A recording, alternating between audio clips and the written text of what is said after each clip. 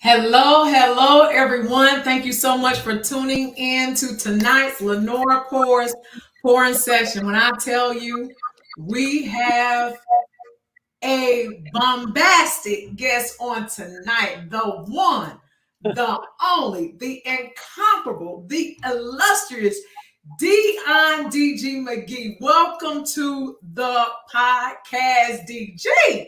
Thank you very much, ma'am. Listen, you can really make me go back on 10. This the end of the day. You better take me back to my morning type energy, okay? I'm Well, excited to be here, my sister. yes. I'm so glad that you are joining me tonight. And listen, we're going to be on 10 tonight, DJ. All right, I'm ready. I know you have already exerted a lot of energy on tonight, but listen, the ladies, the gentlemen, they are tuning in to the podcast tonight because they know when I posted that flyer that we had an illustrious guest on tonight. So I'm excited. I really am. But DG, we have some people that are already tuned in and they have commented. Some who are watching. Again, if you want us to call your name on tonight, make sure you comment. And while you are on, like and share this podcast. Yvette Hayes, she's on. She said, Hello. Good evening, ladies. Good evening. Good evening. Rashia is on. Hi, Rashia. And she also sent a lot of these celebratory emojis. So thank you so much, Rashia, for tuning in. We have Danielle Coaster. Oh my God. DG, Danielle was on Sister Pour Into Me on Saturday. And when I tell you she poured, she poured, sis. Oh man, I want to hear about the conference too. But go ahead, listen, we're gonna talk about it a little bit. But she told the people, DG, she said 56 days, and she shared her story about what took place 56 days ago. She had a mass. I forgot what part of the body. I think maybe on the ovaries part. Danielle, if I'm wrong, comment so I can correct it. And I think it was like 25 pounds. They had 5 gallons of fluid. Almost lost her life, honey. Had to have emergency surgery. But if you look at her today, she looks well and she's doing well. So thank you so much, Danielle, for joining in on tonight. Cynthia is on. Hi, Cynthia. Thank you so much for tuning in tonight. Mabel is on. Good evening, Mabel. Thank you so much for joining in on tonight. So again, we have people that are already tuned in and they're excited to hear about DG McGee. So I did an introduction. So DG, tell the people about you. Oh, what you want me to tell the people? There's a lot to tell the people. It's a lot going on. I'll start and open up and say, first and foremost, I am excited about Lenora Pours and your sessions, your podcast. I think it's necessary, right? I think it's necessary. I think that we should all have our space to have these types of conversations.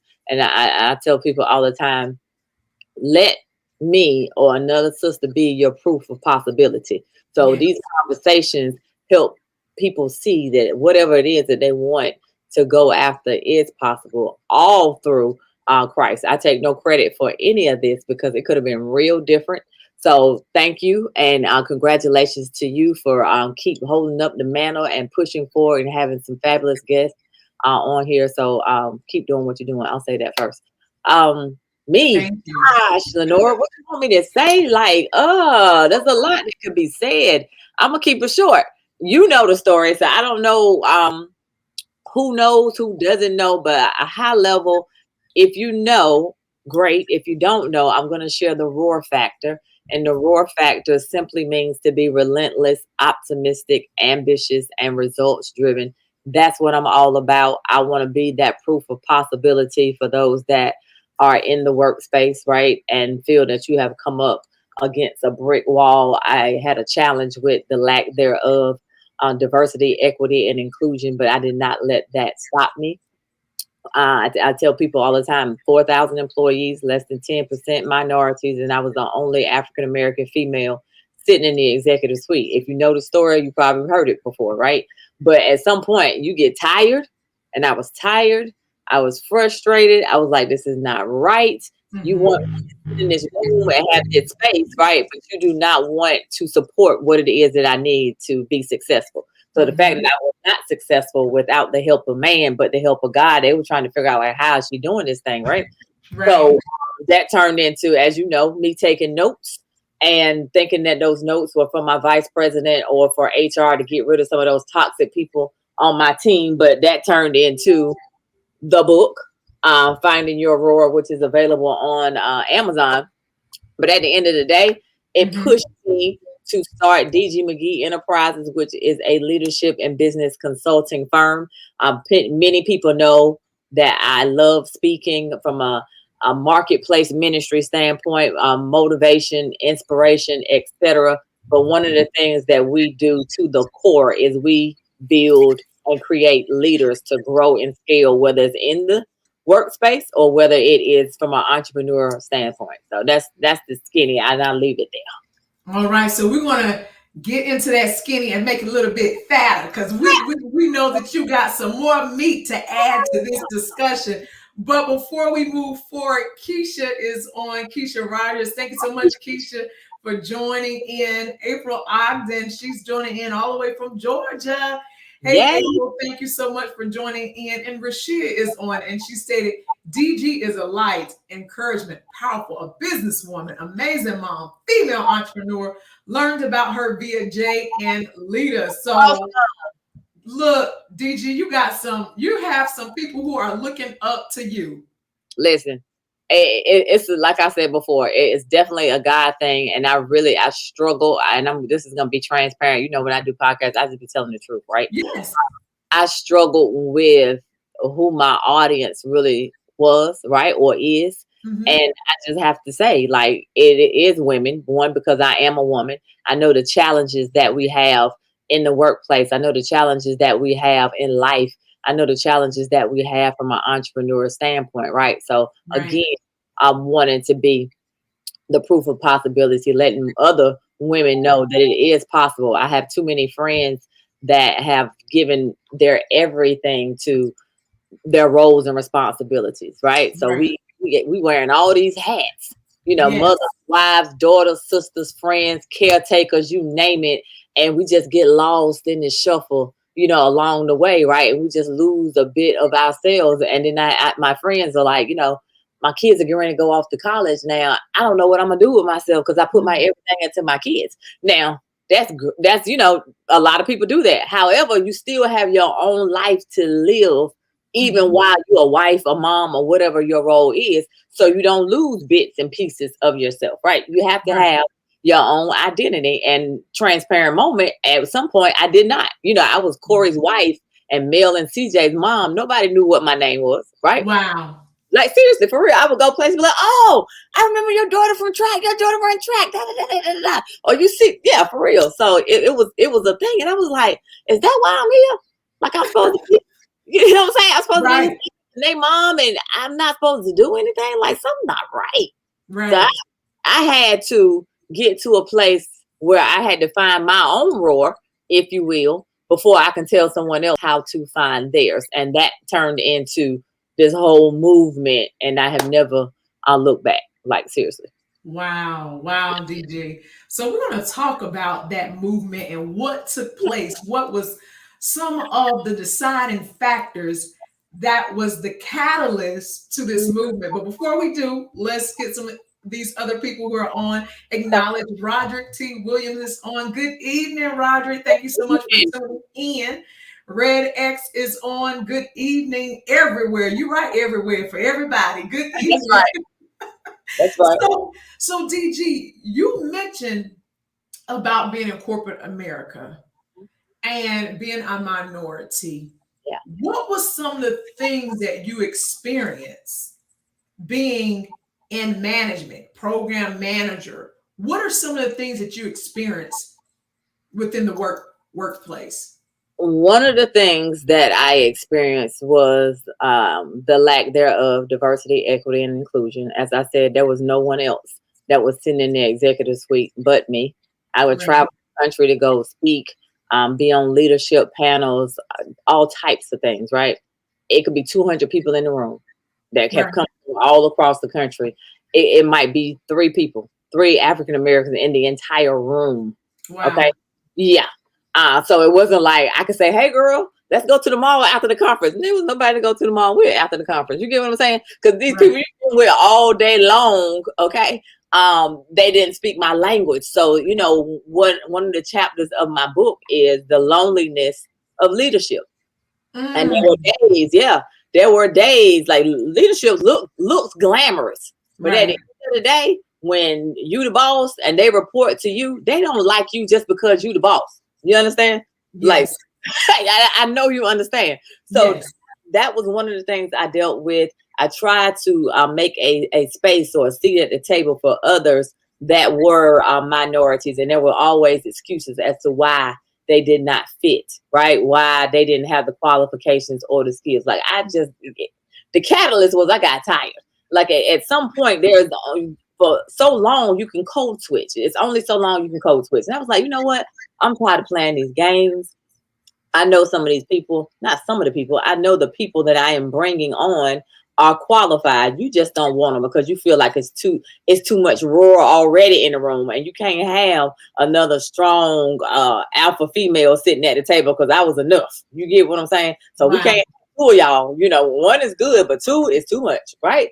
So I just got tired. I got tired, and I just started making my own list, if you will, of my skills, talents, and the capacity, the things that God had given me that I can do outside of corporate America. Because I was like, okay, if you would pay me X amount of dollars to come in here and do this for you all, which is winning multi-million-dollar accounts, why can't I go out here on my own and create my own multi-million-dollar accounts without y'all? Like, and we just have to know what we're capable of, and you have to be uncomfortable. Like I was comfortable in an uncomforting place. So for real, and some of us, like, you just get so comfortable with the bi-weekly paycheck or the monthly paycheck, but you can't stand the job. The people you work with are cuckoo for Cocoa Puffs, for the lack of like, you get what I'm saying? So I was like, I sat in my office one day. I was like, God, why you got me in here? Like, I'm confused. Like, this makes no sense. I know I haven't dotted all my I's and crossed my T's, but you and me talking, like, I really, this is how I talk to God. Like, I really don't think that I deserve this. Like, what's going on, right? And it took time for me to realize what he was trying to do, right? And he basically said, I trusted you with trouble. I allowed you to go through all of that so you can escape, because if I had allowed you to be comfortable, you would have never tapped into what I wanted you to tap into. Woo, that's a word. Right. That's a word.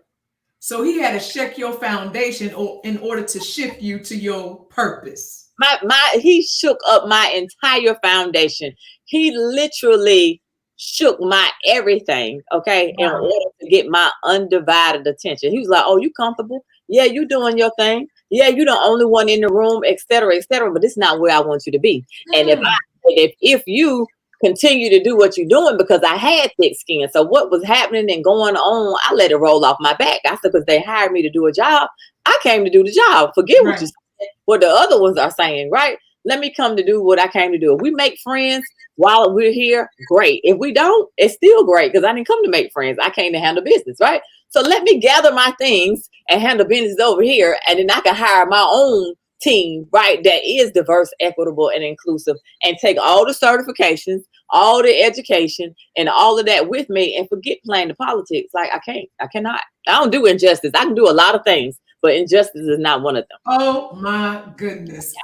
Absolutely. We're going to talk about some of those key things that you just mentioned, but I do have some more people who are tuning in, and DG McGee, they want you to know that they are on and watching tonight. We have Brianna, she said, hello. Good evening, everyone. Felicia Robinson, hello, everyone. Make sure, y'all, that you are following, liking, and sharing Lenora Pours. And while you're at it, go on over to DG McGee Motivates and like her page and follow her. Absolutely. Well, so Jerry is working this. Good evening, everyone. Thank you. Yes, thank you so much for tuning in. And Brianna was agreeing with you, DG. She said straight facts. Absolutely. Everything that you have uttered on tonight, you know how to use that little biblical term. All right now. Straight facts. Straight facts. Jay is on. He said, DG. Bishop. Jay Dwayne, the bishop. the one and only Dwayne Garnett. And he also said friendship is a bonus. And I totally agree with that. Simply because, like you said, if I come to the job, if we make friends, great. If we don't, it's not a big issue. But DG, why do some coworkers make it an issue if you don't build a friendship with them? I think they might be lost or confused. Like, that's not the purpose. That's not the purpose of the job. Now, don't get me wrong. I'm friendly. You know that. I laugh with the best of them, and Jay will tell you, but I cut up with the best of them as well. However, when the work needs to be done, let's get the work done. But my circle is a circle of leaders. My circle is a circle of relentless people. Like, if you come to work to play, then I don't condone that. We can't have that type of conversation. Like, I don't smoke cigarettes. I don't see people, they spend more time outside smoking cigarettes than they did getting work. I'm like, how you doing anything? Like, for real. Okay. Like, what's happening? Yeah. Either that or drinking coffee. Like, drinking coffee, making tea, what have you. I forgot what the stats are as to how many hours people spend making beverages all day at work opposed to the actual work. I've read that somewhere. I can't remember the number, but it's crazy. Oh my goodness. It's crazy. But I had friends in the workplace, but the friends I had work ethic. Like, if you don't come to work with a work ethic, I cannot. Like, I am not making this up. I just did a workshop the other day, and I told my audience that I don't make excuses. I had one young lady on my team say to me, call me at 10 o'clock to tell me that she can't make the 10 o'clock meeting. Okay. I said, you knew at 9 o'clock you wasn't going to be here. Why are you calling me at 10 o'clock? Like make it make sense to me. This makes no sense to me. And then you wonder why you have issues. You wonder why you can't grow and you cannot excel. Come to work and bring your best self to work. Whatever is going on personally, leave it in the parking deck. Okay. If anything was going on with me personally, I would just I'd be like in the car. Shh. I'm listening to 103.9, getting my whole energy together. And when I cross the threshold to get into the building, it's game on. Nobody knows that something might have happened. I might have been upset. That's irrelevant because that's not the place for it, right? Right. That's not the place. But sometimes we get it twisted as to where we are, what we're supposed to do, and what we're supposed to offer. A lot of people will come into the office and tell you all their business, right? And in return, expect you to do the same thing. That's not what this is. That's not what this is. So I was a little different than the average coworker or employee. So therefore, why is she like that? I came to work. DG, you and I share some same sentiments, but before I talk about them sentiments, Jay wants you to know that you got the swoop on fleet. Tell him don't start. He said you got the swoop on fleet. Thank you, Jay. But yes, DG, back to that. I was that type of person, I came to do my job. I was professional. If I built a friendship, great. If I didn't, I'm still going to respect you. But like you said, some people, they divulge so much of their personal information to you, personal life to you. And in return, they think that you're going to divulge and share everything about what's going on in your life or what you possess or what you have. And then when they start noticing all those things, maybe like materialistic things, then they start acting funny and stuff like that towards you. And my thing is just keep it simple, keep it professional. Let's come to work, do the job, and move on. That part right there. Yeah, that's it. That's it. I know more than I want to know. Like, I could literally come in the office, and what I would do in the mornings, I would come in the office, get settled in, right? Go get my morning coffee and, make my rounds to my team. Good morning. How you doing? And there was one in particular who was a character in the book. And I would ask her, and I said to myself, God, do I have to ask her how she doing? Because I really don't want to know how she doing. I don't mean no harm. I really wasn't caring how she was doing because I know I was going to get more than what I needed to know. Right. Oh, who said it's a good morning? Like, really? What? I mean, then I got the whole what happened over the weekend. I did this, I did that. No. You're supposed to say I'm good and keep it moving. If you're not good, I don't need to know all of that, right? But it was always negative. And I was like, that's why I was like, God, why am I here? Why am I here? I had some atheists on the team. So I was really questioning him, like, am I supposed to say these people? I'm supposed to bring my oil in here. What am I supposed to do? Because they work in lax nerves. Okay. Right. So, I feel better. I left there with my mental faculties intact. Thanks be to Good. God. Good. And I just had to go take the leap and do my own thing. And for that, I am all the better. Yeah. Yeah. Love that. Love that, DG. So this statement here, I wanted to revisit, even though I posted it. It stated, if it takes for your foundation to be shaken to shift you to your next level, tell God to shake, God shake. Jay, Absolutely. yeah. He shook Shake. my everything. It didn't make sense to me then, right? And it's uncomfortable. Then we don't like it. We done shed some tears and all this other kind of stuff. And then, we get to the point where we question him, like, why? Right. And Right. as I say, I was just simply taking notes just for my own stress reliever, right? And then I promise you, I'm sitting in my office, door closed, I'm looking out the window. I was like, why am I here? I can't do this no more. I said, I'm not a quitter. Okay. I'm not a quitter. He said, I trusted you with trouble. He said, it's time to write the book. I'm like, what book? I promise you, just as clear as you hear my voice right now. I said, Right. look, all those notes you took for all that time wasn't for this person or that person. I trusted you with trouble because you are not the only one that has dealt with the lack thereof diversity, equity, inclusion. You're not the only African American female in a leadership space that cannot get the support that you need so that you can grow and excel even some more. And then I'm telling y'all, when Lenora and I met, I shared this with her and her eyes welled up with tears because her story was like part of my story. You understand what I'm saying? And we have been knowing each other for years. And I said, yes, the book is for you. And I didn't know who it was for as I was writing it. But when I finished it, people came from all over the place. Oh, I read your book. I dealt with that. Like, I know the characters in your book. The characters in your book are on my job. They just got different names. They're everywhere. Yeah. Because I was in management. I experienced some of the similar things that you experienced when you were talking about the young lady calling in right at 10 o'clock saying, hey, I'm running late for the 10 o'clock meeting. I had one time before, every time you turn around, I'm stuck in traffic. So one day I paid the area where she worked a visit. And she came up with Hardy bags. And it was a continue. So you were stuck in traffic because you were stuck in the line at Hardy's. So, there's those things that you deal with as a leader, and especially as an African-American woman in leadership, it's like you have to be so cautious on how you say certain things. And it shouldn't be that way. But sometimes when you're I will say, that alpha female and but they say aggressive. They say we're aggressive. I had one young lady, I brought her in the office just to share some things with her. I had, to correct some things. And she said, I don't appreciate you calling me into the office bamboozling me. Bamboozle. Really? Vocabulary. Yes. So basically, she was accusing me of being an antagonist, that I could not address an issue, but I was her superior. And I always follow up an email.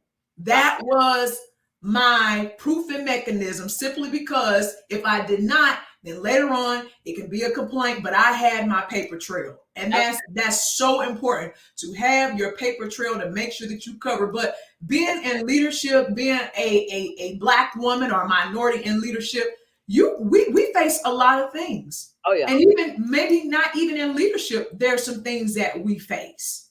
Oh, absolutely. I agree 100%.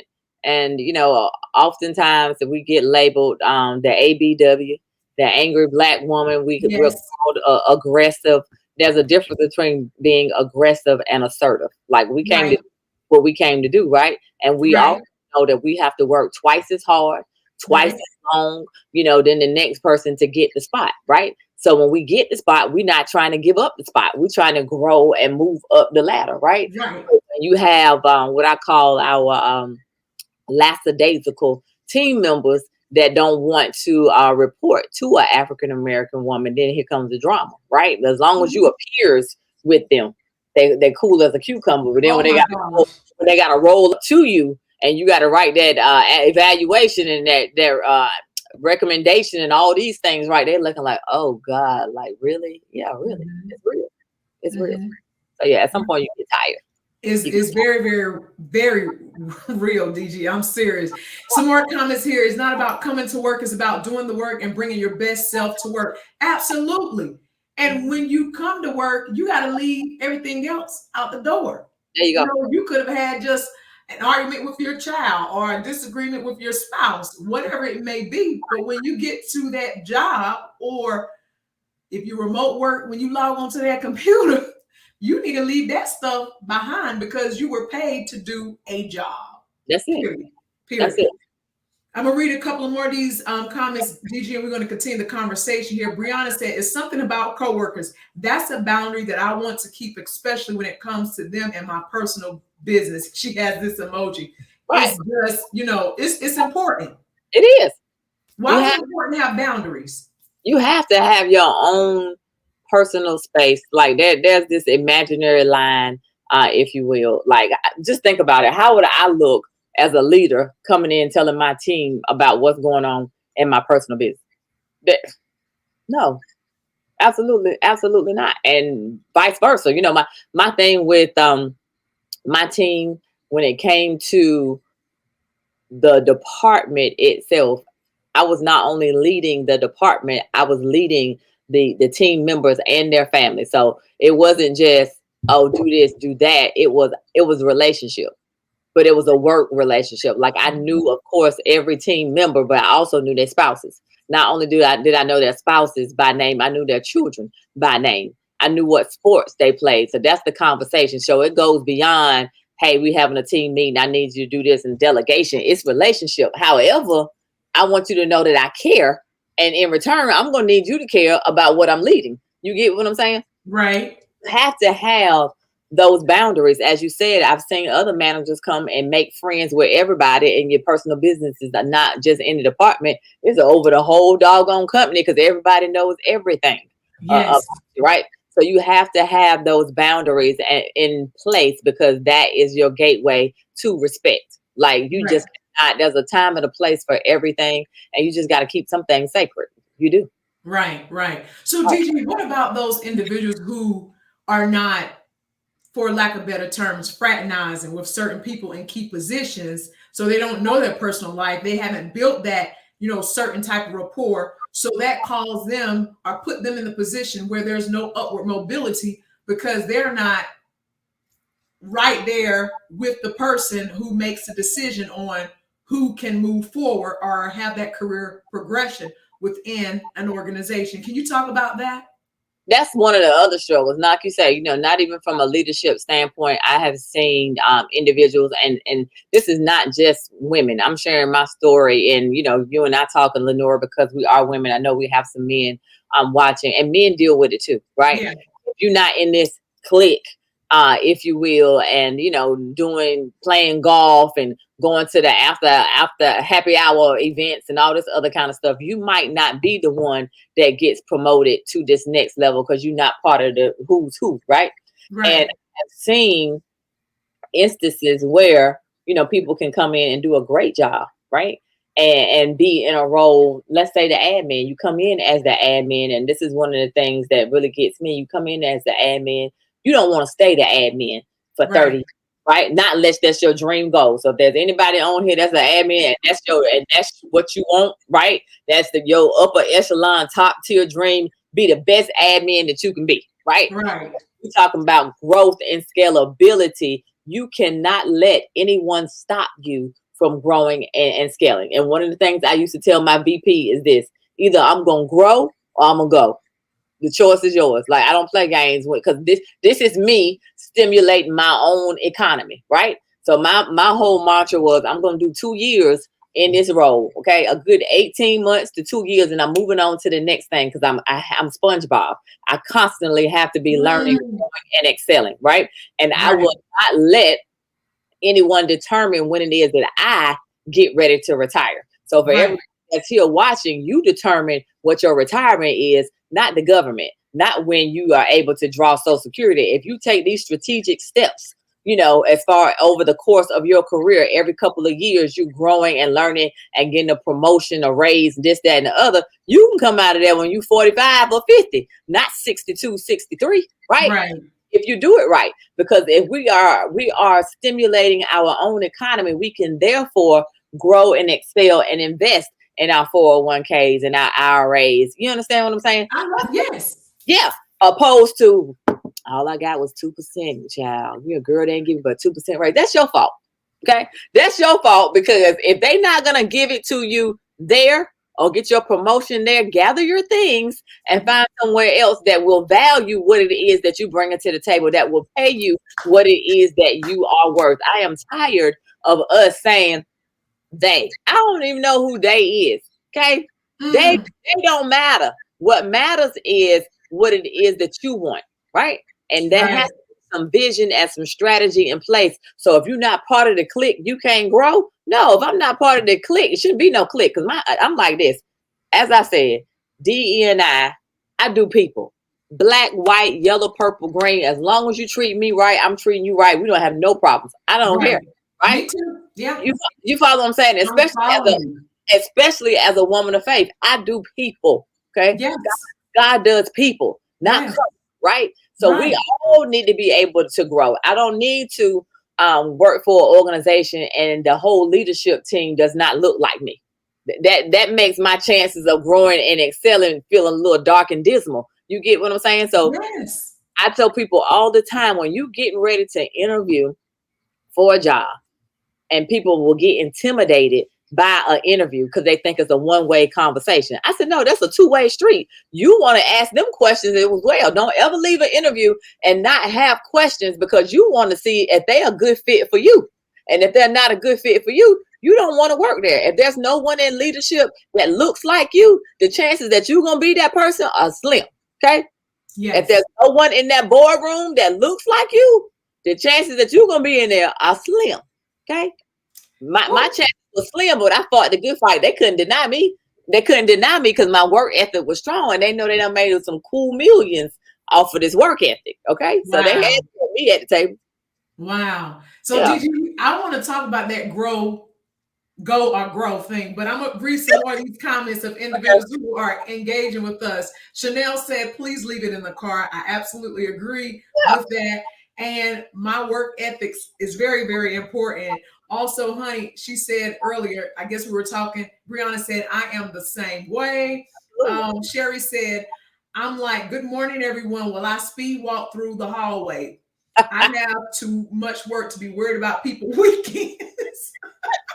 And honey, I can see her right now speeding through that hallway. Hello, how you doing? And keeping it moving. Veronica Pritchard is on. She said, love this. And y'all, I'm telling you, if you saw my Facebook post a couple of days ago, Veronica makes these phenomenal journals, DG. When you get a chance, visit her page. I think I seen her. Did she donate something?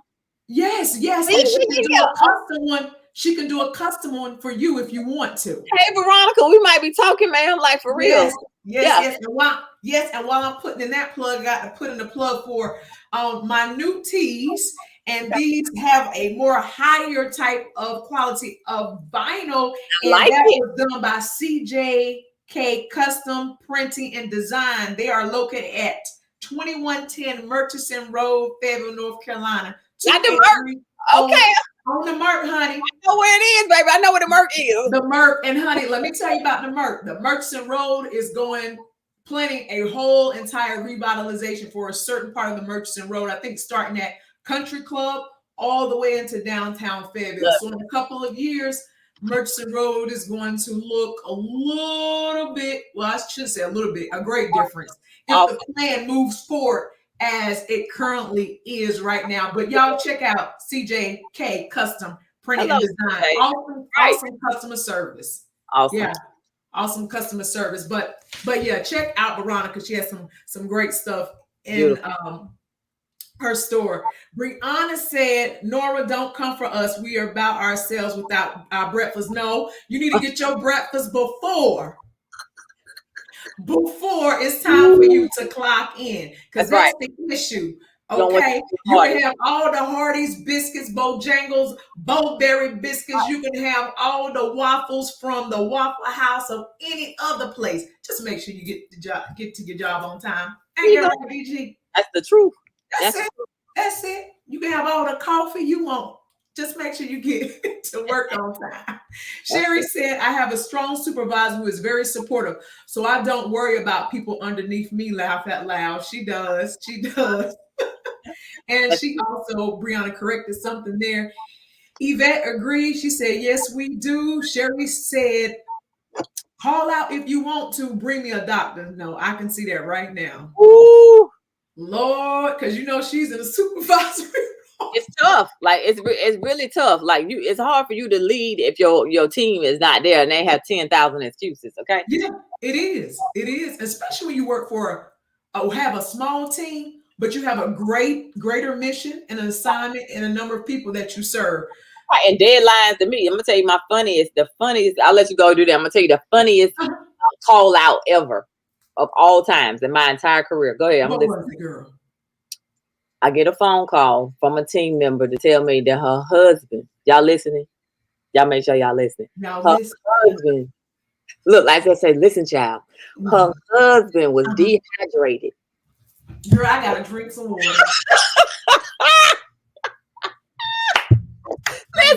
Listen. I was like, look, I started looking up in the corner because I said, I know I'm being punked, girl. I was waiting on Ashton Kutcher to pop out somewhere. I said, I know you're not calling to tell me you can't come to work because your husband is dehydrated. If he don't drink some water or some Gatorade with his groceries, why you got to give him some? He grown, he can get his own.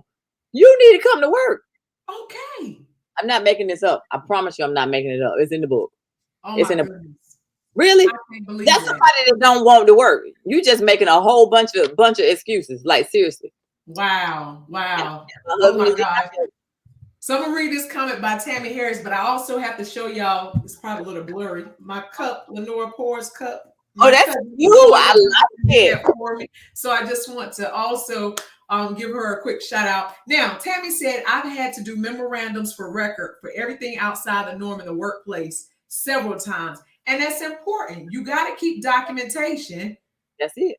In regards to people, because you know what? When the senior leadership calls you into a meeting and it's you and your subordinate, they're going to say, well, do you have any type of proof to verify that this has been occurring? And then they're going to ask the supervisor, what have you done? How did you address the issue? How do you address the situation? So that's very key to keep those memorandums of record. And Tammy has a military background, so that's where terminology come from as well. That's it. If you didn't write it, it didn't happen. Yep, it didn't. Right. You have it's sad, but you have to have documentation. And my documentation were my notes that really turned into a book, because I was like, I couldn't make this stuff up if I wanted to. And people over here laughing, hey John is laughing, but I'm serious. Like, I could not make up that somebody literally called in and said their husband is dehydrated, they can't come to work. Crazy. I said, this stuff got to go in the book. It is actual, factual, and comical. Like, you don't want a job. You don't. Yeah. You don't want a job. And like you said, your notes turn into your book, DJ. And I saw a shirt that Angie, she's my Facebook friend, she had on a shirt that says something similar to this, and I may paraphrase it. She stated, anything you say or do is subject to be written about. That's the truth. That is the truth.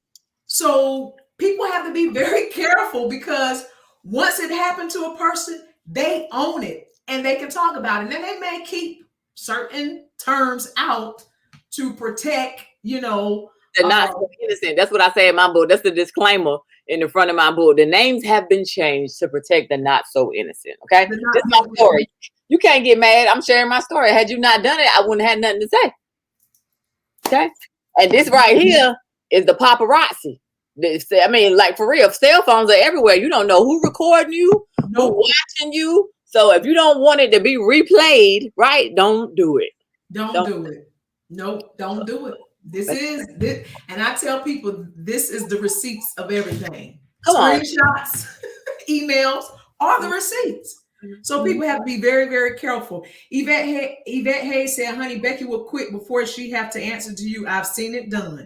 That's true. That's true, because I had someone that I hired when I was in management, and I tried to make sure that I kept diversity, equity, and inclusion on display as a supervisor, but also hiring the best qualified candidates. And a lady, I was speaking to her, and basically she got hired. I had interviewed her, and she got hired, and she was like, I ain't gonna be reporting to you. You're gonna be doing this, that, and the third, honey. She lasted a good week. Wow. Yeah. Because she didn't know how hands-on. I wasn't a micromanager, but there were just certain things that I had to do within the management role. And she was a much older lady than I was. But she was like, I'm not doing this. I said, oh my gosh. Yeah. It's ridiculous. It's ridiculous. It's a double standard. And it's like, hey, look, I'm just here to do a job. Let's all do what we need to do. But like I said, you get to a place where you get tired of the politics. You get tired of playing the games, and then you got to make a decision, right? Yes. And there are a lot of people that are entrepreneurs, not because they want to be entrepreneurs. They have been forced to be entrepreneurs so they can sleep good at night. Like it's you can't do but so much for so long, and it's old. It's really old. Yeah. I mean, you just get to the point that you get tired. Absolutely. So Shirley is watching. She said, awesome. So she was agreeing with something that we said. Sherry said that part. Bye, Becky, and bye, Adam. Bye, Keisha, and bye, Jerome. Felicia Robinson said, my, that cliquish mess is a hush truth. Yeah, that's water cooler chat. You can see him at the water cooler. Yeah, child, no, nah. Well, I was in a situation where I got basically reprimanded because I wasn't as active in a chat. I mean, but the thing about it is I wasn't so active in a chat. But when you looked at my metrics, it superseded a lot of others that was probably so active. You know, I don't know. I didn't measure it, you know, their performance. But I'm just saying from my perspective and my point of view, I wasn't a chatty person. I just made sure that I got in, do the job, you know, fulfill the mission. That's what I'm paid to do. And just move on. Period. Grow and go. So glad Rashia put that back up there, because you know what, DG, I forgot about it. Because if people cannot grow within a company, as you stated, you got to go. So with the grow and go, y'all look at it really closely on this screen. If you can't grow, then cut off the R and the W on grow. And like DG said, you left with 2 letters, and that's go. That's it. And that R and that W means, and grow means run and win. There you go. That's it. You got to. You got to leave that place, go, and then you can add the R and the W back to the GO, and you can grow. And that R and W is run and win. Yeah. Because people don't want to see you move forward. Go ahead, DJ. I'm sorry. No. I was just saying I like it. Like, seriously, but you are in control of your own destiny. Yes. Like, so we can't say, oh, they won't give me a promotion, or, oh, you know, no, it's up to you. But we get so comfortable and we'll say, you know, there are no jobs out there. I can't find no jobs. 80% of jobs, and to a certain extent, that is true, because 80% of jobs are not even posted. 80% of jobs come from networking. All them names that we just called out, somebody on here right now knows about somebody that is hiring, that's looking for X type of service or product. You follow what I'm saying? So the network has to be strong. I honestly, there are people on here right now that can tell you, hey, can you do so-and-so? I know somebody that needs XYZ. I consider myself to be a conduit. Networking is the name of the game. But if you don't let people know what it is that you're looking for, if you don't ask, right? As they say, closed mouths don't get fed. It could be somebody on here right now that needs something. And I know somebody that is looking or hiring, right? But if you don't put yourself out there for growth and scalability, it will not come. But we get so comfortable and miserable at the same time and think this is how we supposed to live. God has more than that for all of us, but you just gotta want it. And if you don't want it, then you're gonna wallow in it, you're gonna be stuck in it, and then you're gonna complain and woe is me. From a Christianity standpoint, a woman of faith, we cannot have that woe is me approach and then say we king's kids. God has more for us than that. And that's what I had to realize in that crazy space, right? Once I got my arms wrapped around that, I made me a list, as I said, of all of my skills, abilities, certifications. And I said, girl, you're a bad chick. Not to be in an arrogant way, but gather your things, okay? I called my friend up from accounting. I called one from legal. I said, can y'all come down here and help me pack my boxes? They was like, where you going? I said, you asking too many questions. Just get on the elevator, come to my office, right? They came in the office, peeping in, like, what's going on in here? I said, you asked too many questions. Take this to the trunk, right? Let's go into the trunk. They broke down crying. I don't understand. What's going on? I was like, listen, relax. It's all good. It's all good, because at that moment, I had literally resigned, right? It was just a matter of me getting this book finished. I said, I'm not leaving until the book is done. I put some other things in place. The book had to be finished. The website had to be finished. The book signing had to be done. At that point, I gave them the peace sign, but the brand was already ready for the next level. So you have to be strategic when you get ready to grow. If they're not gonna, they are not opening the door or giving you a seat at the table. That's when you get up. As Tyler said, go build your own table and bring some other people to come sit with you. That's how you do it. That's good stuff. That's good stuff. So DG, you said something very, very pertinent. You stated networking. We don't even know who's who on this feed and what they exactly do. So guess what, y'all? Y'all can comment away and say, hey, I'm looking to network for someone in this particular career field. I'm looking for this opportunity, because you never know who's going to watch this podcast a little later on. And that person may know somebody who knows somebody who knows somebody who may look for someone with your particular skill set. So drop it. If you're looking for an opportunity, drop that in the comment section. And again, you never know who's going to watch this later on. I myself, I work in a career coach. I wear many hats. Disclaimer, I wear many hats, but I work also in a career coaching capacity. So if you need a career coach to help move you to the next level within your career, let me know. You know, DG also works in that aspect as far as business coaching, and where she wears a lot of hats, you know, for entrepreneurship. Again, she can help you find your roar. I can help you pour in other capacities. So we are here. We're here. We're whole friends here to help you move to that next level. Want to read some more of these comments real quick, DG, and we're going to continue this conversation. Brianna said, lifelong learners. We all need to do that. Be that. And that was in regards to what you stated earlier, because Sherry commented, said, DG said she's SpongeBob and not Patrick. Lord. That's right. Patrick always had a chip on his shoulder, Sherry. He always was angry. Like, yeah, for real. I miss watching SpongeBob. That's when my kids were smaller. Like, yeah, but it's no joke. It's no joke. You're always learning and growing. Yeah, it's important. April says sometimes you have to place your plant in a larger pot to grow. You better come on here, April. No, April. That'll preach, April. That's real. Because if you see, I'm not a gardener, so anybody who's a planter or a gardener, y'all can come in here and chime in if I say this wrong, but I think I'm right with what I'm about to say. But if you don't move that plant into a bigger pot, then that plant has a possibility of dying. There you go. You're being suffocated. The plant is being suffocated.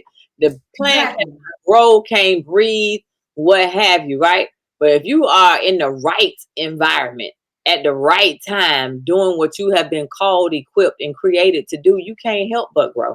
And at the end of the day, it's not necessarily, and don't misunderstand what I'm saying, from an entrepreneurial standpoint, everything is not generated by revenue.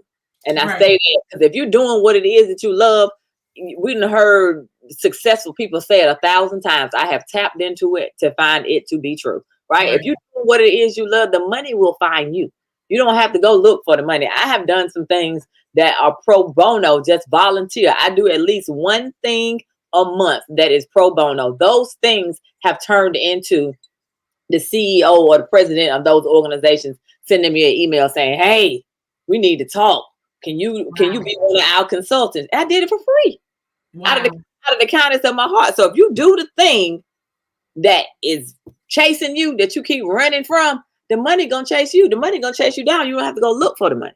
Absolutely, absolutely. Listen, y'all, if y'all are on this podcast tonight, go ahead, tag some folks, like, share. As Brianna said, she named all these people. Yes, y'all please tag some folks and get them on this podcast because it's going to help somebody. Now, DG, what will you tell somebody who may be at that crossroad of a decision in regards to their job? Now, we know everybody is not built for entrepreneurship, but what type of advice will you give them if they feel like they're in that pot and they're not going? What would you tell them in regards to things to kind of look for them making that decision to say, hey, I need to consider something else?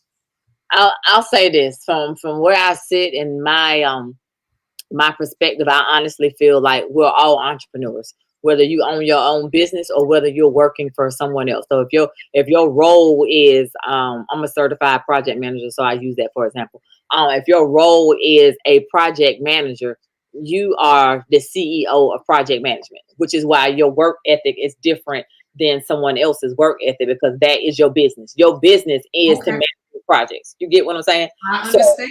Yeah. So, and that's where the difference is. When people want a career, you can tell people that want a career or have a career, and people that have jobs. So, well, I can't wait to Friday to payday, whatever, blah, blah, blah. Whereas this is what I do. It's a part of who I am. I'm growing and excelling in it. This is my space. I'm in my space, right? But to your point, to be specific, no, everyone is not cut out for the true, authentic, if you will, entrepreneurship. It's not for the faint of heart, like, because you creating, right, opposed to someone saying, hey, in your inbox, I need you to do this, this, this, and this. As an entrepreneur, you the hunter. Okay, you the lion. You got to go out and get that steak. It's not somebody bringing you a steak. You got to go get the steak, because you have to maintain your whole ecosystem for you and your family, right? So you have to know and ask yourself the pertinent questions, like, is this where I am supposed to be?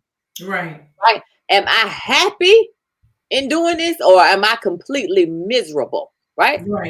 What are my skills, gifts, talents, and ideas that I really need to get after? Right. Because we can say, oh, next year I'm gonna do this, and in 5 years I'm gonna do that. If we learn nothing else from COVID, I think we all learn, one, that life is short. Okay. Yes. Age is not a factor, right? Right. And 3, we must all have an additional stream of income. So if you're not out here as an entrepreneur, I need you to go sell some sweet potato pies, something. You understand what I'm saying? Because at the end of the day, I don't care whether you're a full-time employee or not. Everybody is a contractor, because you can walk in tomorrow and they'll be like, oh, we're going out of business. Okay? Exactly. We're going out. So you got to know those 3 things. Ask yourself those questions. And I'm not telling you, don't leave here and say, Deonce, quit my job. That is not what I said. Right. What I said is, what is it that people come to you for is really what I'm asking you, that you can create and monetize. To my journal friend, that's a gift. It is. And listen, I don't have it with me. I'm a diehard journal person. Y'all can miss me with all these gadgets and stuff. I put stuff in my phone or whatever, but I got to write some stuff down. I used to faithfully, I would spend hours, and I'm dating myself, in the Frankly Covey store getting my planner for the next year. So by November, I'm getting my planner, because January is quickly approaching. Like, I got to write this stuff down, so much so that my friends used to crack jokes on me. What's your planner say? What you doing next week? I said, don't miss me with that. But I'm organized. Like, I got a mild case of OCD. But we must have a plan in place. But ask yourself those questions. Like, life is too short just to be going through. You get what I'm saying? Right. You drive it. Like, for real. That's the question. Right. Yeah. And with those journals and with those goals that you may write down, you got to have, I'm saying, if you have a journal and you write, for example, your goals down in there, it's very important to have a set date, right, DG? Because you coached me. We lost her, but she'll probably be back. But she coached me on basically what I needed to do to move to the next step. So it's very important that if you are moving forward and saying, hey, I want to do something different, just don't have that thing written down, but actually have a strategic plan on how you are going to get there. That is so important that you have a plan on how you are going to get there and what deadline you want to accomplish that goal. So DG, I was just talking about the importance of applying a actual date to a goal. Oh, must. There's no pie in the sky. I'm going to, one day, you have to put the dates in place. And here's the thing, regardless of, let's call it a year, right? Let's say that it's a year, regardless of whether you do what you plan to do in the year is going to come regardless. Right. So why not have something to celebrate when the time comes? Right. And people are like, oh, that's so long. The way these days and months are going by. The fact that we in August, I'm really trying to comprehend that. Okay. Because we were just popping fireworks in July. It's August already. And by the time we blink a few more times, we're going to be wrapping Christmas gifts. That's how fast this thing is going by, right? Yeah. One of my videos is 86,000. John did it. 86,000. You remember this, John? 400. That's how many seconds that we all have in a day. Like, don't waste it. Don't waste it. Don't waste it. When I get through working at the end of my day, I already know what my action items are for the next day. Wow. So when I get up in the morning, it's not, oh, let me get on Facebook. Let me see what they're doing on Instagram. Like I strategically know what I need to be working on, right? Mm. And what I work on in the morning, I call them IGA. That's the first thing I do. Income generating activities. Like I'm going after the bag first thing in the morning. So if it's not generating income, I'm not looking at it to the end of the day. Wow. Yeah. It's the IGA. And I'm not talking about the grocery store. Okay. So I'm telling you. But they got good steaks and stuff though. The good IGAs. Write the vision and make it plain. Put your date out there.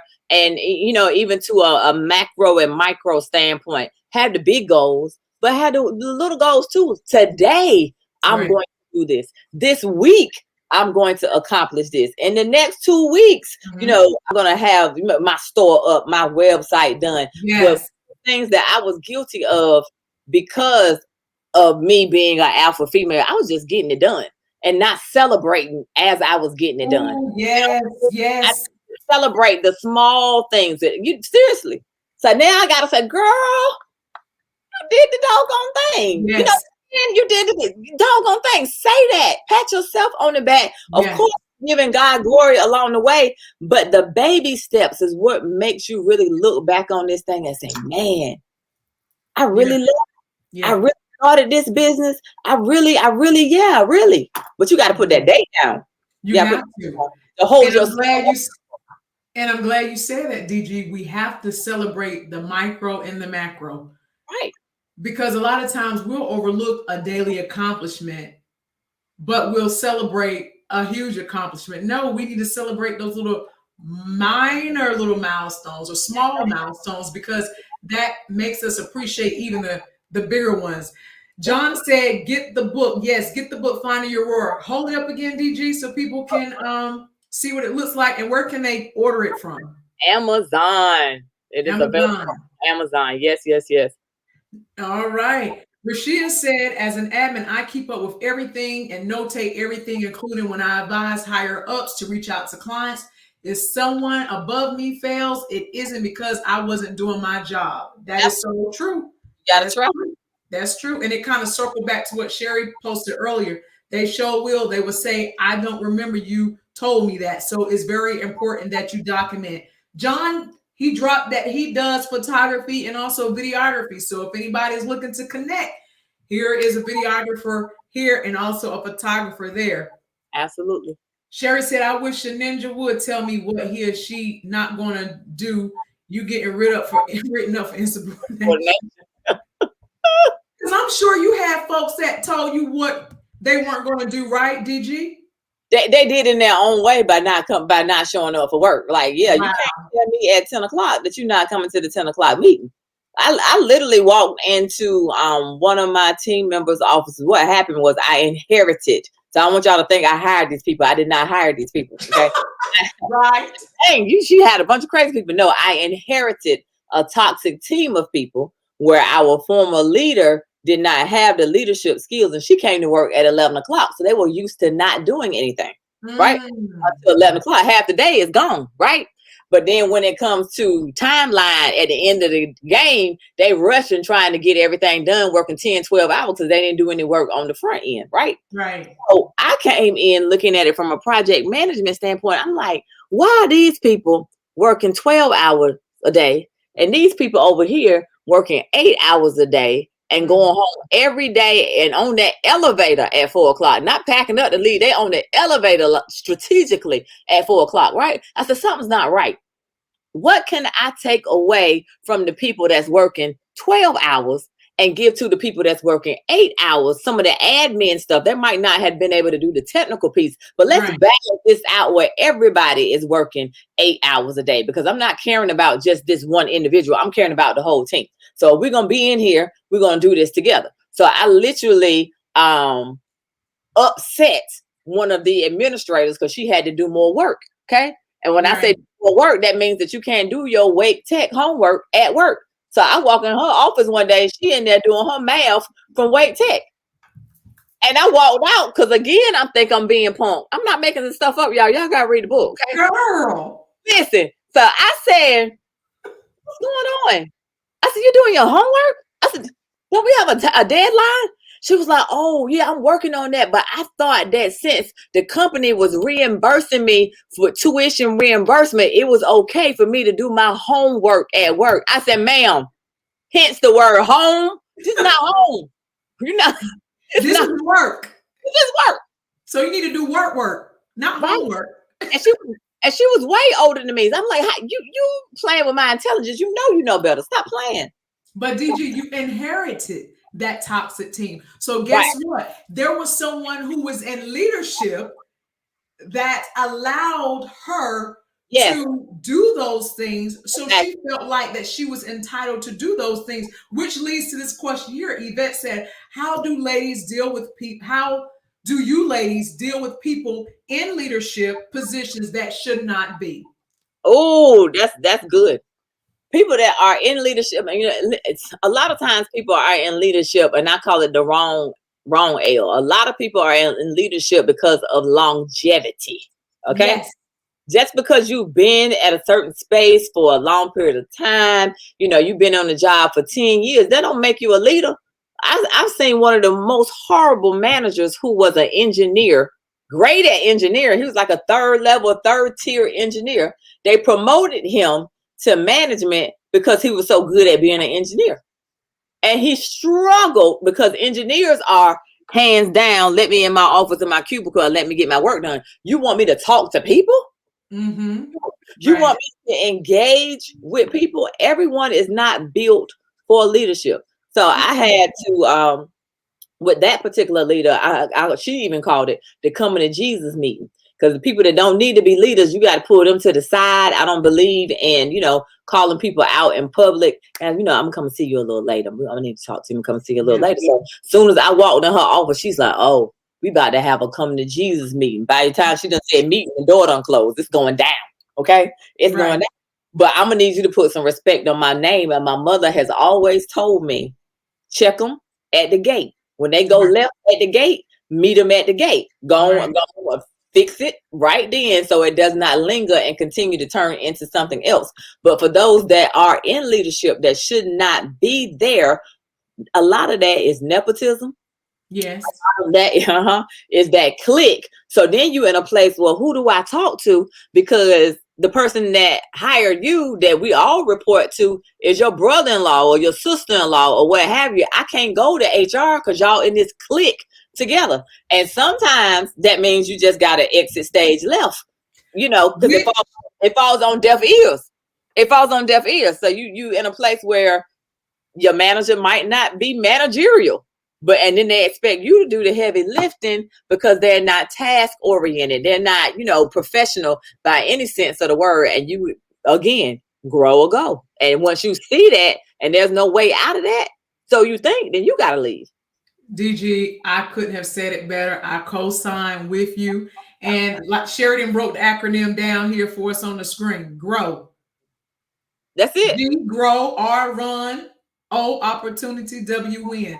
So Yvette, it's very unfortunate because you do have people, as DG stated, that are in leadership positions. It's not that they are a leader, but it's because they were a buddy or a friend of a friend in management, in HR, and that's how they got the position, and they had no qualities, none at all. And sometimes you can do your best to perform your job, and you're doing, your job, but still you're catching some type of slack from them. So you have to just say, you know what? Am I going to subject myself to this, or am I going to really sit down, look at the qualities, the attributes that I possess, look what's available, and plan your escape route? That's it. Network, talk to people. Go ahead, DG. I was just going to add, you just have to be strategic. I'm not telling anyone, and you're not either, to get up and leave your job. Put a plan in place. I'm serious. And if it takes you, if you say today, you know what? I listened to what they said. They were talking to me. I gotta make some changes. I gotta make a move. I got to go, right? You strategically plan, network, okay? LinkedIn is powerful for those that are in the workforce, right? As well as for those that are trying to start these businesses and grow and become entrepreneurs. Work your network. Ask, if you know anybody, I'm looking to do this, that, and the other, right? And I'm gonna send it to you in the chat, Lenore. But one of the things that we're offering that's going crazy right now are the Roar Clarity sessions. Okay. One of my nonprofit clients, the president said, let me tell you something. We posted it today. Okay. Your Roar Clarity sessions are 5-star CEO liquid gold, life change. So some of y'all on here right now are like, hey, I don't even know what I'm supposed to be doing. I don't know how to monetize what it is that I have. Reach out. Let us connect the dots for you and tell you how you can make an easy $4,000 or $5,000 a month with what you already have. There are some talented, gifted people here tonight. Right. I agree. That are stuck. We don't want you to be stuck. We want you to roar, right? And some of you have it already right here in your hands, right here, but you don't know how to put it together to make it be what it is that you need to be. Right. Absolutely. That's good, DG. I love that. Renee said, hi, Lenore. I didn't miss the whole thing. Woo, laugh out loud. I'm so glad you did not miss anything here. Thank you for joining us on tonight. Sherry said, pray God remove their tails out, laugh out loud, keep a paper trail on him or her. That's true. That's true. We are, faith-based and faith women. And sometimes you got to pray, say, Lord, move them, or God, if you don't move them, you can move me. Move me. Somebody got to go. Somebody got to go. I put it in the private chat. I don't know if you can see it in the private. If you can put it in the main chat, and they can book a clarity session. But I'm telling you, you have to have an additional stream of income now. I'll make sure that is shared with everyone. I hope that popped up. If not, I'll go back and check and see. Did it come to you? What came on? It came on here. All right. Got it. So some more questions, or should I say feedback that we have here. Tawana said bullseye. Something we said. She put bullseye. Okay. Said yes. John said that's a large number of seconds. It is a large number of seconds. Yeah. And we have to leverage each one of those seconds, right, DG? Absolutely. Look, John, you remember, as I said in the video, Oprah don't get 90,000 seconds. You understand what I'm saying? Right. Tony Robinson don't get 95,000 seconds. They get the same amount of seconds that everybody else gets. It's just a matter of putting those dates in that planner that we getting ready to buy from our planner friend, right? Everybody ordering on planners, okay? I'm trying to tell you. Tell me your first name again. Veronica Pritchard. Everybody ordering a planner. Y'all find Veronica in the chat. Everybody ordering a planner for Veronica tonight. But I'm telling you, you have to put the dates down because it gives you the fire to work towards what it is that you need to be doing. Like, right. I'm telling right. you. And as Renee said, time is definitely passing swiftly. And Sherry said, honey, don't talk about them darn fireworks. So I guess we talking about fireworks. We was up 2 weeks. I'm like, listen, talking them since June. Look, it's over with. Look, you say the fireworks for next year. Okay, I'm trying to sleep. Everybody was like, what? Huh? Yeah. DG, can you believe I heard someone popping fireworks about a week ago? I'm like, these must be some pandemic fireworks that y'all done got. They didn't want to. They want to go bad. Yes. Like, what are y'all still celebrating? Right. Don't get me going with that. Oh, Lord have mercy. Okay. And Yvette said, don't be so hard on ourselves. If we fail or something doesn't work, get up and try again. Absolutely. Yeah. I agree with that. I honestly don't believe that there is really failure. I just honestly believe there's a lesson in everything. Things may not have gone the way that we planned for them to go because they weren't supposed to go that way. Like I'm sure someone on here can say, you know what, I applied for that job. I know I was qualified for that job. It wasn't failure. That's not where you were supposed to be. That wasn't your job. That was a job for someone else, but that's not where you were supposed to be. So there's a lesson in everything. So I look at things like that from a different light, from a positive perspective, because as long as we're growing and we get the message from it and the lesson out of it, we didn't fail. We just learned something. Right. And you know what? This is something that I would like to encourage people who are listening. My prayer has been lately, God, if it's a door for me to walk through, open it. If not, keep it closed. Don't even allow a crack to come. Just allow it to stay closed, because you want to make sure that you're making the right decision for your life. And sometimes you can apply for positions and you're like, goodness grief, why am I not getting this job? Why, it just seemed like I'm doing all this work, but they're not acknowledging me. And like you said, a person can be very qualified for the position, but because of those office politics and that network and good old boy network, all that kind of stuff, the Mean Girl Club. Right. I say that too. It's just not the men, women too. Sometimes you just got to say, okay, I have to figure out what is my next move, because you cannot constantly stay in a position and you're not being challenged. You're not developing new skills. You don't even enjoy going to work. If you hate going to work every single day, my question to the audience, what are you going to do about it? That's it. What are you going to do about it? Are you going to complain?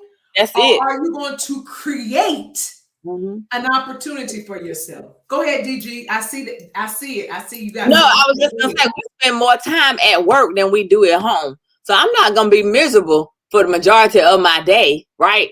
And then something crazy happens at work at a space that you already don't want to be in. So you're going in with the wrong energy anyway. You really done came out drained at that point. Then you bring that home, right, to your spouse, to your kids, to your loved ones, what have you. Like, I literally had a friend who was my mentor, who was in leadership at another organization. And I'd be like, I would call her on my way home. I know she got sick of me calling her, but she would listen to me just so I could get it off my chest. Girl, what they do today? You know what I'm saying? And she could understand because she dealt with the same thing, because she was the only African-American female sitting at the table. She said, girl, that's the games that they play. She said, it's so draining. It's so exhausting. So my question is, my brother, my sister, how long do you have to go through that and be uncomfortable before you to realize there's something far greater for you to be doing, right? It is, but you got to be uncomfortable. I can't say, it's time for you to do something else. When you had enough, you're gonna know. Yeah, you'll know. Yeah, and you know what? When you were talking about that uncomfortable, and I know you mentioned that word earlier, it created like an outfit. For an example, if you are in an outfit and it's uncomfortable, you twitching, you pulling, feel like you busting at the seams. It just don't feel right. what are you going to do? Are you going to continue Mhm. to wear that outfit, even though it can be a nice outfit? Are you going to continue to try to get in that outfit? You're going to say, you know what? I'm going to find me something else Mhm. that's more comfortable. That's how you have to look at your career. That's how you have to look at your life, because there's too many people who are miserable in their current state. Absolutely. Whether it's career, whether it's relationship, whether it's your business, you got to find out and do some self-reflection. Why am I feeling this way? What is it that I need to do? Let me add these statements here. Sherry, I know she put something in there funny, and I'm gonna Oh, get down there. But she said earlier, I'm gonna check you before you turn on the street, which leads you to the gate when you were talking about checking someone.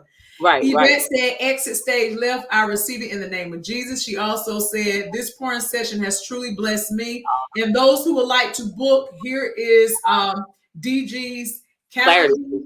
calendar. So you can definitely link up with her if you would like to.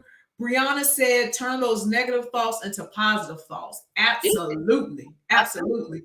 Sherry said, you knew the outfit didn't fit when you brought it. Yeah. That's what I was over here laughing at. It's real. It's It just all is real. it really is. And if you ever tap into the what I call the lion within, like I just believe that there are stages, and this is part of my presentation. It's the kitty cat, right? We start out as a kitty cat, just kind of hiding from everything, knowing full well there's more for us to do. You transition and transform from the kitty cat to the lion in the zoo. You behind bars, but you at that point, you know you're a lion, but you trapped. You waiting on somebody to come bring you a steak. You trying to get it together, right? And then you just keep tapping and trying to find your way in your path. Then you become the lion in the jungle. The lion in the jungle is the third phase, but the lion in the jungle is leaving legacy to teach someone else. Regardless of whether you have children, someone is watching you. Okay. And we are all responsible for the legacy it is that we leave. The little girl in elementary school that I may never meet, I want her to know that there's a spot for her in corporate America at the table should she decide to do that. I want her to also know she can create her own table and start her own brand and create a six-figure business and bring somebody else to the table to Love it. support her. You Love understand it. what I'm saying? Yes, Yes, it's real. it It is is real. real, but it's all in what you want. And DG, you mentioned the word legacy. Yes. Now you have a daughter. Talk Ah, about how that legacy is already transcending to your seed. that's my purpose. That right there is my sole purpose, and I'm gonna tell you why I grind as hard as I grind. I've seen too many women, and even women in my family, that depend on others. Like, don't get me wrong, shout out to Corey McGee, I love you. I love my husband. However, at the same time, we are a team, right? So Right. I need to be able to take care of Dion. He needs to be able to take care of Corey. But when we come together, right, it's a team effort. So Right. if anything happens in any relationship, a woman should be able to take care of herself and sustain herself. You understand what I'm saying? And so I've always told Mel, she's a strong alpha female too. I said, you might have a little trouble finding you a boyfriend or whatever, because you the go get it chick. Like, men are intimidated by strong women because they feel like, well, what can I do for you? Because you got your own house, you got your own car, you had this, and this. You men should want a woman like that, because if I'm bringing my stuff to the table and you bringing your stuff to the table, then we're a powerhouse all together, right? Powerhouse. You understand? So if you go lacking, then we still gonna make it. If I go lacking, then we still gonna make it, because we came to the table together, bringing everything to the table. So that's what I have taught her. But that chick makes me tired. Okay, so I said to her, I was like, "Well, you get ready to do what? You gonna go build a table? You about to do what? You need to go to sleep." She said, "That's coming from you.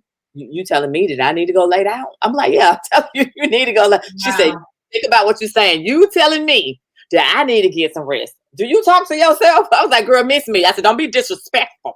Don't be disrespectful. I'm your mother." Wow. I understand. But she is truly amazing and gifted at what she does. So shout out to mellowcustoms.com Yes. for the plug in. And it was so bad, Lenora, when she was getting ready to go to Winston. If we would go out of town, we were literally scared to leave her at home. And what's Winston for the people who may not know what Winston Ram is? City, Winston-Salem State University. Okay, shout out to the Rams, to the Ramily. Okay. However, we were scared to go out of town because we knew when we came back, something in our house was gonna be different.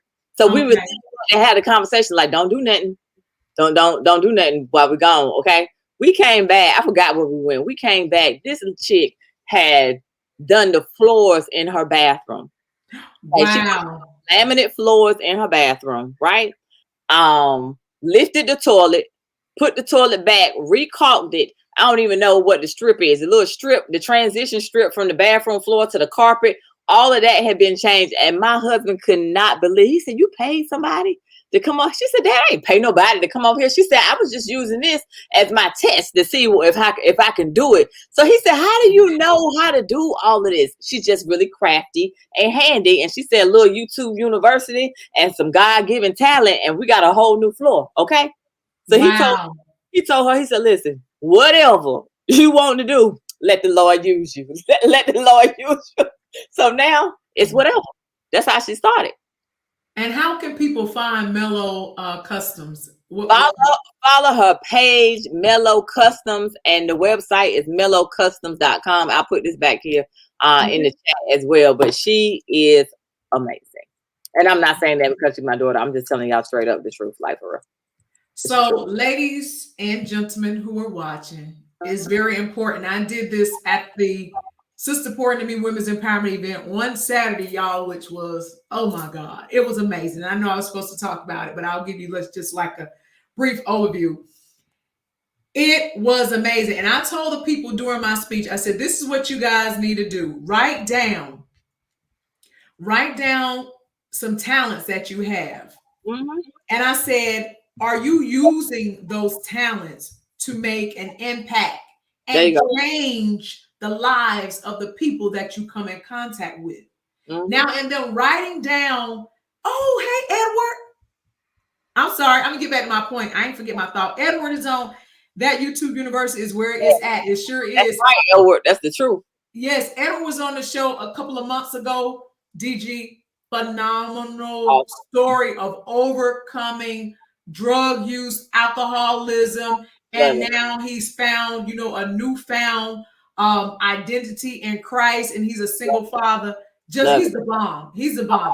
Yeah. I love it. Yeah. And shares some really, really great transformational posts on Facebook. I mean, he's amazing. But I didn't lose my thought. I just saw his name pop up there. But what I told him, I said, write down your talents and think about how are you making an impact in the world. And I did not want them to just stop there, but I want them to think about how they also can take those talents and monetize, make some money, do some things on the side. I know people who bake cakes. I know people who can do some, minor construction things. I'm like, take those talents and make some money. There's no reason why, first and foremost, God's people should not be the head, but some of us, some are I ain't gonna say some of us, some are the tail. That's what I'm saying. Okay. We should be the head and not the tail. So we should not have a poverty mindset. We can use the gifts and talents and abilities that He have bestowed upon us and have given us and monetize it and make some money. Period. It's the truth. Right? We were all born with something, some gifts, talent, seriously. And we just have to put it to use, as simple as, baking cakes or baking pies, what have you. Like, seriously, I have a cousin that makes the most amazing sweet potato pies, 3 generations deep. Okay. And I don't eat anybody else's sweet potato pie. Like, it's just because I know I'm going to be disappointed. So I don't even go there. Wow. Amazing.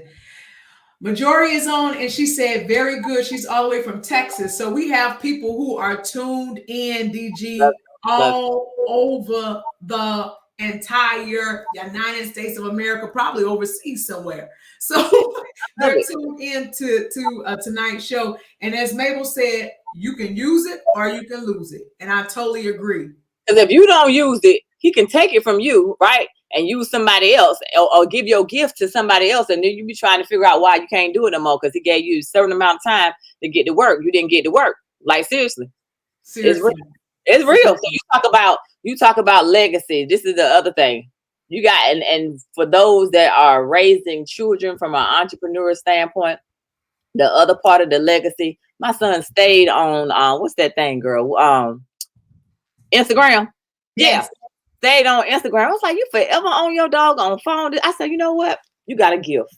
You got to, I said, you got a gift. I said, you know what I see in you? He said, what you said? I said, you about to be our social media manager. That's what you about to be. Okay. Wow. Okay. I don't have time to do that. But since you stay on your phone, how about you make some money from your phone? Okay. So he is now Banging Bangles social media manager, as well as our condo, Paradise Haven condo, social media manager, since you make some money. It's the simple things. The simple things. So Get them DG, DG, in closing, I want to put this up here. Yvette said YouTube send checks out every 21st of the month. Okay. So if you don't mind Mm-hmm. divulging, share how many, because you mentioned that you have Paradise COVID. So talk real briefly, cover the different streams of income that you have created, that you and your family have created for yourselves. The first stream while I was in corporate America is bangingbangles.com. I put all of these in the chat. Bangingbangles.com, which is an online jewelry boutique. That business was simply designed as an outlet. I needed to see some women. I needed to connect and empower some other women to build businesses and have an additional stream of income. So that started with me and same daughter, grassroots, every weekend doing shows for 18 months straight. Okay, dog tired. Wow. Right? And morphed, I'll give you the short, it morphed into us having 30 some consultants across the country. Beautiful. Wow. Okay. Because we want to teach other people how to, as I said, clarity session, but how to monetize what it is that you have. Let's pay off some debt, right? Let's stimulate our own economy. That's how you do that. So then in exiting stage left to corporate America, DG McGee Enterprises, which is dgmcgee.com, came to life, which is where Aurora University is housed. We do speaking engagement, motivation, empowerment, and of course, leadership, because I want everyone to be able to grow and scale either in the workplace or in entrepreneurship. So we have 3 pillars from DG McGee. That is to help college students transition into the workplace, because I've interviewed hundreds and they were not ready to sit across the table from me, right? So we have assessments, professional development plans to make sure they get to where they need to be. And we do that coaching. Pillar 2, as I talked about, that admin to help those in the workspace grow and excel in that workspace and get in that executive suite. Pillar 3 is the entree leaders, helping you grow and scale from an entrepreneur standpoint, because you're going to take naps as an entrepreneur. You're not going to get 8 hours of sleep. I'm telling you that now, right? Then that turned into my husband, aka Corey, also known as Tiger Hood. That is his nickname. He is an avid golf player. And at some point in my life, I feel like I need to do a retreat. You will be there, Lenora, for golfer wives. It's a real thing. We need a retreat for ourselves to talk about all these tea times and things that they're booking. But to get to the point, he loves golf and we love the water and we love Myrtle Beach. So we purchased rental property, 3-bedroom, 3-bath condo, North Myrtle Beach. And that is phcondo.info. Book it. It's the best getaway. That is where, and I'm not saying it because it's ours. I'm telling you the truth. Like, that's where I wrote the last chapter of my book. It was peace and serenity. Talked to God, got it done, and the rest is history. I was just down there a few months back and for 3 weeks and about cried 2-3 days before I had to leave because I didn't want to come back. Like, it's just like, for real, I got emotional. I was like, I gotta go back home to traffic and reality and real life. Oh, wow. But, yeah. Wow. And what was that? PH what now? phcondo.info.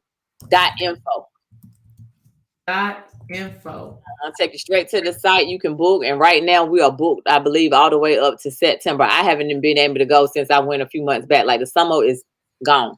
Gone. Wow. All these multiple streams of income. So, ladies and gentlemen, it's out there. It's out there. And like DG said, she's written multi-million-dollar proposals for corporate America, and now she's in the seat where she can write them for herself. Yvette Hayes said in closing, I don't care who you are or where you work, people love excellence. Excellence. Be excellent in everything that you do. Absolutely Yvette, absolutely. And DG and I and our businesses and that what we do it with a spirit of excellency. It's There's real. no other way. No Right. other way. And that's why people don't understand us, because they don't want to do it with excellency. They just want to do it. Like we're gonna do it right. Yes, okay? yes. And those who had attended the event on Saturday, just want to put this plug in. Make sure that you go to Google reviews or to Lenore Poor's page and write a review about the event. Again, it was a great event. We covered finances, DG. We covered health and wellness. We covered purpose. We had Gabriel Sweeney, who talked about, the man taking his position in society, in the spiritual realm, and when he's rooted and when he has things in order as God has ordained for men to be in order, then the family structure is balanced. So the foundation is structured there. So we just had a great time, and we're at 8:30. So girl, we went way over, but it was good. Listen, we said, we can go. Okay. We can go. And they don't with us. They don't stuck with us. Okay. So they stuck with us. They stuck with us. They ain't let us get down too low. But final remarks, anything you want to leave in the people's ears and those who will watch the replay before we end the show, DG? My final words is that I want everyone that's watching now, listening now, or will watch the replay to make sure that you get to a space and you ask yourself those questions. What is it that I'm really supposed to be doing? Am I uncomfortable? As Lenora said, make that list. But I want everyone here to be relentless, optimistic, ambitious, and results driven. Don't wait for next year. Don't wait for a couple of years. Start whatever's on your list. If you're really serious about it, you got a good 24 hours to get a list going. So by tomorrow, this time, you should have some things on your list. I need to go take this class. I need to get this certification. I need to start writing the first chapter of my book. Like whatever it is, what it is that you're supposed to be doing that you kept putting off, right? No, get after that thing. I'm telling you, tomorrow is not promised. Life is short. Get it done. Get it done. That was good stuff, DG. And you know what? Let me just say this here. My sister, who holds the title of COO, just sent me a message, and I know y'all won't fall out. She sent me a message privately saying, your lashes only last for 1 hour, meaning it's